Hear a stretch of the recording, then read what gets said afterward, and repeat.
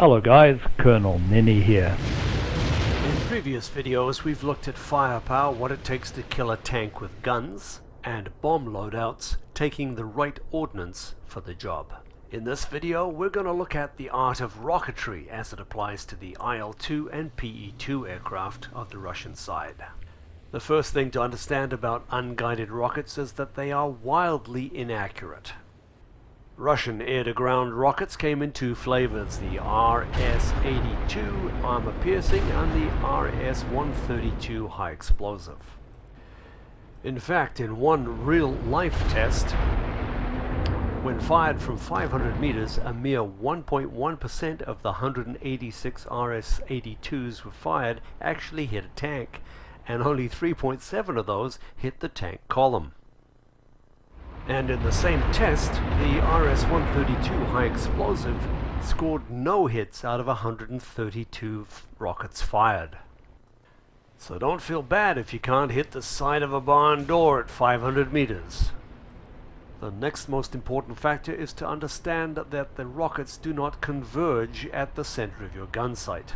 Being fired and alternating from the left wing to the right wing, they're slightly off-center. And in the delay of firing left and right, the second rocket will land about 20 meters ahead of the first rocket. Generally speaking, the rockets will impact at about 2 lines below your crosshair, and usually 2 lines to the right or left of it. With very gentle use of rudder, you can pull the nose of the aircraft left and right to line up your target where it should be on the crosshair. It's best if you can hit the target from the side, as in this example with the P-38.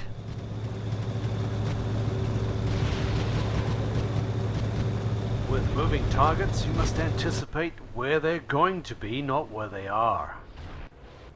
In all these attacks, I want you to look at where the crosshair is in relation to the target when I pull the trigger. But with soft targets like trucks, you only need to get close to destroy it. But a direct hit always bucks up the spirit, and you can give yourselves an attaboy for that. Crosshair, 2 lines down, 2 lines to the right. Using the 132s on soft targets is a bit of a waste. You can always take them out with cannon. They're very effective on hard targets like tanks. If my aim is a little off, I'll correct very slightly with the rudder. The PE-2 is also an excellent rocketry platform, but the sighting is a little different. In the PE-2, you're going to go about 2 lines to the right or left, and then 2 lines up above the crosshair to hit your target. Try to look for opportunities where you can shoot at more than one target on the same attack run. It's simply a fact that the longer you spend over the target, the more susceptible you will be to ground fire and to enemy fighters. So your aim here is to get in, be accurate, and get the hell out. So practice doing a wing-over maneuver, which will help to bring you back onto the target quickly. Stay low and extend for 7 to 10 seconds. And again.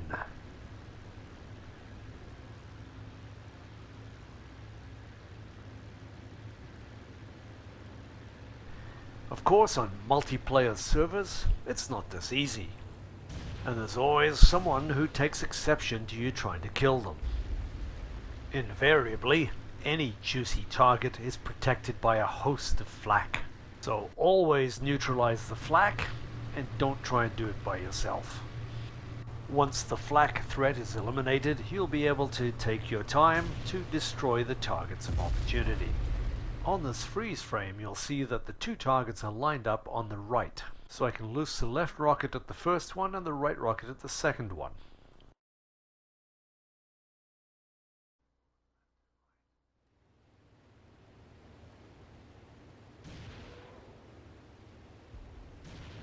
Next, the targets are reversed, with the closest target on the right and the furthest target on the left, which messes up my left and right firing sequence.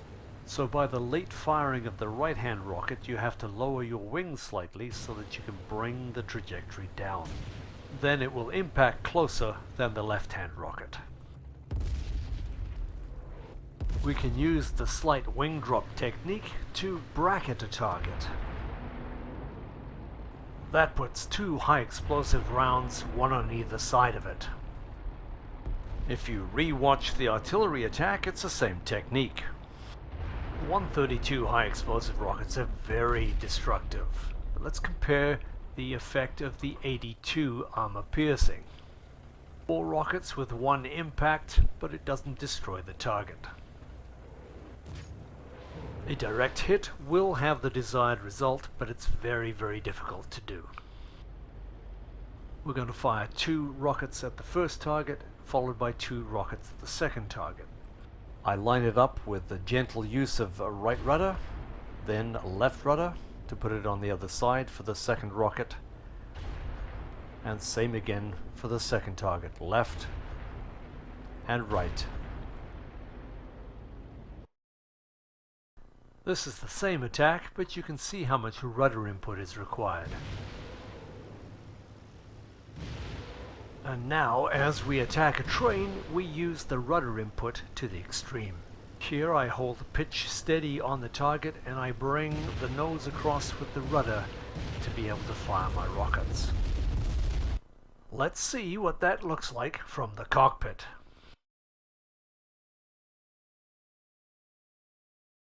And there goes the rudder input to the right. Yes, you're absolutely right. That's no way to attack a train that's filled with AAA. I didn't take any evasive action at all. Let's try it again. This time, let's do the same attack using more brains than balls. A slightly different technique this time. Attack, miss the trees, dive down to the deck to avoid the AAA, and come back again.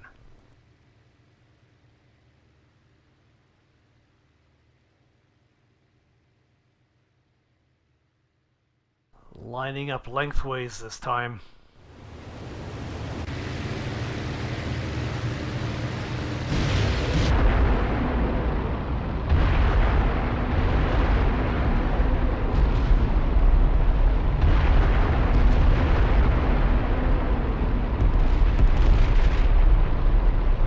There you have it. What could possibly be easier than firing rockets at the enemy?